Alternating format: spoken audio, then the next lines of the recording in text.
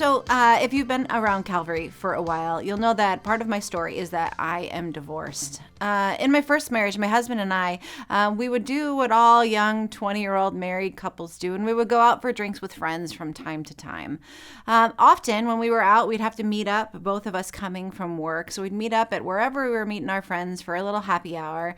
And then I would eventually leave, and then I would go home so I could relieve our babysitter. And my husband then at the time, he would stay and say that he was coming back like 10, 15 minutes later. He said, I'll be there in just a little bit.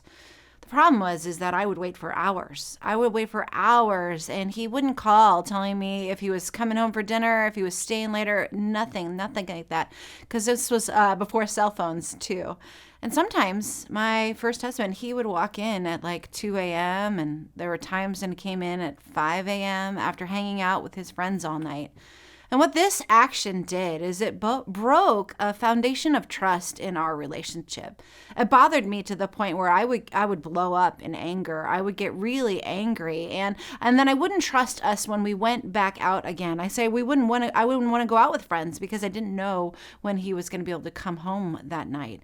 And he would dismiss me like this wasn't a big deal. And then I'd get angry and he'd tell me that I was controlling and all of this conflict in our relationship. The truth is that we were both young and it was hard for me to trust that he would do the things that he said he would do. But those times of broken trust from hanging out with our friends, they bled into other parts of our relationship too. I couldn't trust him to communicate or to pick up our kids on time or to take out the trash when he said he would. And eventually all this broken trust, it broke our marriage. It ended because I could no longer trust him. And maybe I couldn't trust myself in that relationship too, if I'm really honest. Trust, it's this foundational thing for all of our relationships. Every single relationship that we have is built on the foundation of trust.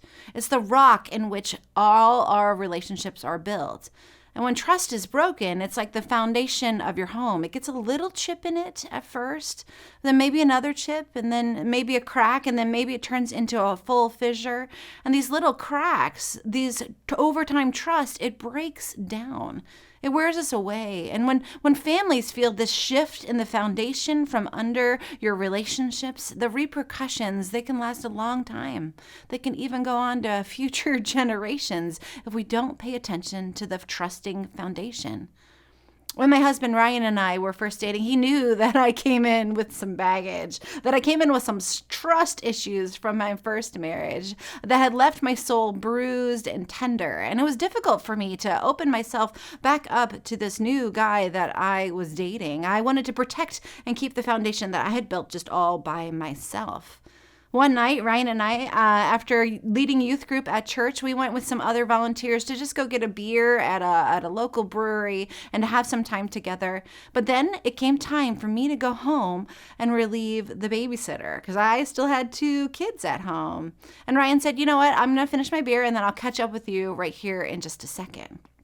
And I thought to myself, okay. This is not my first husband. But when I got into the car, my body remembered all of that broken trust. I started shaking and my stomach was turning into knots. And immediately I thought, oh my gosh, I cannot do this again. And there were cell phones at this time. And I called Ryan from inside the bar, from the parking lot. And I told him what I was experiencing. And I said, hey, I know that this is not you, that this is old stuff that I am still working through. These are still cracks in my own foundation that I am working through. And then he said to me, Angie, it's just a beer. I'm leaving it right now and coming to you. I want you to know that you can trust me. It was just this tiny little act of love, this tiny act of understanding and of grace, and it built our foundation even stronger than ever. I was able to trust him with a little thing, with a little anxiety that I had, and then able to trust him with so much more. Proverbs 10:19 says, whoever walks in integrity walks securely, but whoever takes crooked paths will be found out. Friends, what do we do in our lives when trust is broken? Here's the truth of it. We have to talk about it. We have to shine light on it. We have to work through it. And that's so hard. First John says it like this: well, if we confess our sins, God, who is faithful and just, will forgive our sins, purify us from all unrighteousness. When we confess, when we share, when we talk authentically and honestly, both to ourselves and to the others in our life, we can build up that foundation no matter how chipped it is. We can build up that foundation because God is in the restoration business. God can take what's broken in your relationships and what's broken in you, and God can repair it. So whether trust is broken by your parents or your partner, whether it's your teenager or you have broken trust in yourself, we restore trust by admitting that there is a problem and then talking about it, by shedding light on what is going on, by examining those cracks in our foundation. Sometimes we need a professional to help and guide us through that process. But here's the promise: God is in the restoration business. We just have to admit that there are cracks in the foundation before He can smooth them out. Have a great day.